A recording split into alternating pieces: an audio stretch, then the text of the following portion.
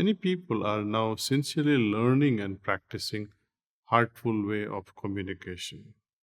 And I have noticed that the impact is going far beyond communication itself and is having a significant effect on people's overall spiritual state and more palpably their happiness. One of our trainers tells a story about the impact that learning a new way of communicating had upon some pretty tough people, especially the Scottish prison guards.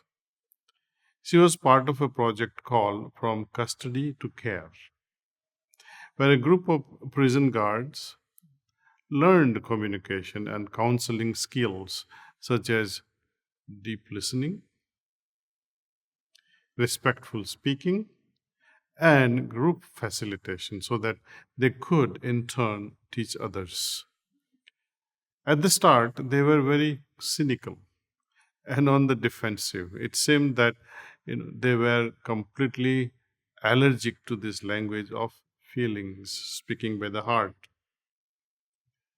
They would tell each other jokes to hide their discomfort of sitting in a circle, talking about themselves. One guard asked the facilitator, "Hey, where did you park your spaceship today?" To show that for them it was as if such a trainer came from completely a different planet. You see, for these prison guards, their world of work was a tough, violent one where a communication was limited to giving orders or to mocking others or themselves to release the tension.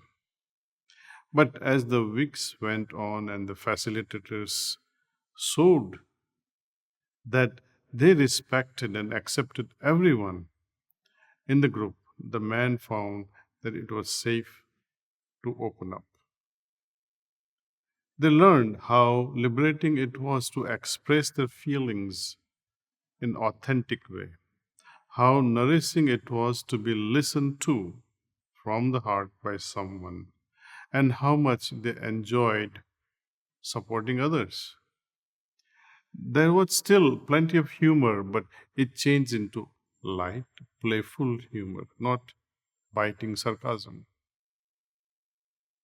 The trainer recalls one session where one of the big macho man covered with tattoos and scars had tears running down his face as he grieved how the prison culture imprisoned hearts. He said, "There is no room for compassion in this work." And no one in the circle joked. All were quiet, sad, nodding their agreement, empathizing with their colleague. In the end, any guard who didn't want to take part in this new way of being and working was called a dinosaur. So, this is the power of heartful way of communication in practice, where learning new ways of relating with each other can transform us from outside in, and where compassion, which is empathy in action, can simply flourish. We forget how deeply ingrained our habits are and how conditioned we are in our communication. Much of the time, I think we are playing a crazy game of who is right.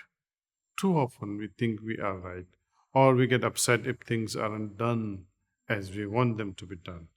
And we are largely unconscious, of the effects of this that can have on someone else and on our hearts as well. We do this even in small things. Say your spouse or friend misplaces the train tickets and you both end up rushing late to the railway station. Would you be likely to say, "See, I was right. You had kept the tickets, not me. It's your fault that now we are going to miss the train"? See, such unkind words, we justify and defend ourselves, and this feeds our habit of wanting to be right. And chances are you will get into pointless and very painful argument. Such things are part of our so-called normal conversations, but they can be very damaging. We might win an argument, but what if we lose a friend? Do we really win if the other person feels hurt? Do we feel happy and at peace at the end of the day?